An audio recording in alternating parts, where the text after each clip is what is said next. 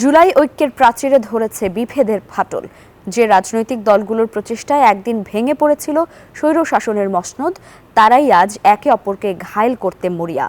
দোষারোপের রাজনীতিতে দলগুলো জড়িয়েছে অশালীন স্লোগানে, ফলে পারস্পরিক সংহতির বদলে বাড়ছে দূরত্ব, যাকে আত্মঘাতী বলছেন বিশ্লেষকরা।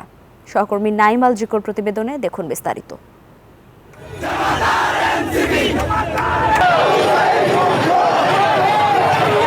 হঠাৎ করে যেন বদলে গেছে রাজনীতির ভাষা। রাজনীতির বয়ানে চলছে শীর্ষ নেতাদের চরিত্র হরণ। স্বৈরশাসক পতনে এক থাকা দলগুলোতে এখন যেন বিভক্তির সুর। ক্ষমতার এ লড়াইয়ে আবারও সেই পুরনো অস্ত্র একে অন্যের ওপর কালিমা লেপনের। জামাত রাজাকার এই দল বাংলাদেশে রাজনীতি করতে পারবে না। রাজনীতির এমন অপচর্চা ভবিষ্যতে সহিংসতা পর্যায়ে গড়াতে পারে বলে আশঙ্কা বিশেষজ্ঞদের। কাঁটা থেকে হয়তো সারা হাতে আপনার গ্যাংগ্রিন ছড়ায় যেতে পারে।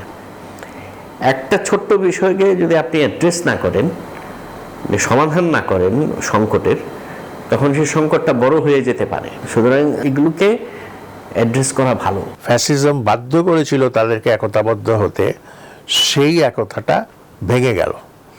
এখন ভেঙে যাওয়াটাও খুব চিন্তার বিষয় ছিল না, যদি সেটা বৈরিতার পর্যায়ে না যেত, শত্রুতার পর্যায়ে না যেত।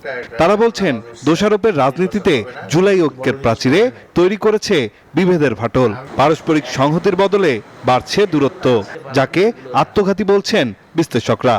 ভিন্নমত থাকবে, কাদা ছোড়াছড়ি থাকাটা বাঞ্ছনীয় না, এবং এটা থেকে উত্তরণ ঘটাইতে পারে আমার মনে হয় এটা ডক্টর ইউনূসকে এই মুহূর্তে, এই সময়ের জন্য এটা ইউনূসকে উদ্যোগ নিতে হবে। নতুন পাওয়া স্বাধীনতা, সেটা কথার স্বাধীনতা বা কর্মকাণ্ড পরিচালনার যে স্বাধীনতা, এটা এই সুযোগটা কিভাবে সঠিকভাবে ব্যবহার করা উচিত, সেই সম্পর্কে রাজনৈতিক দলগুলোর মধ্যে আপনার ধারণার অভাব আছে। বান্ডেল থাকলে প্রতি সেনমানিতে টাকা বাঁচবে। বিকাশ সেনমানি বান্ডেল কিনে জিতুন প্রতি লেনদেনে। রাজনীতির এমন অপসংস্কৃতি থেকে বেরিয়ে আসতে না পারলে সুবিধাভোগীরা এর সুযোগ নিতে পারে বলে আশঙ্কা বিশেষজ্ঞদের। নাইম আল চিকো, নিউজ 24, ঢাকা।